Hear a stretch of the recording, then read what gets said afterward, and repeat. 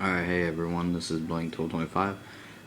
This is my friend's iPod, and he can't get it to work. It won't turn on or anything. It's not in recovery mode, or I don't know if he tried to jailbreak it or not, but like it will not turn on at all. I've done like everything to turn it on.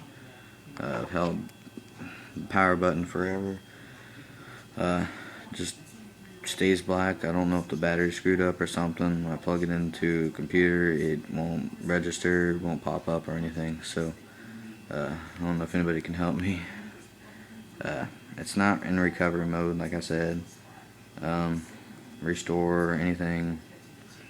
So if you can help, let me know some other ideas besides other people just tell me to hold this and this forever and then let off of that and hold that, because none of it's working. It's just staying black.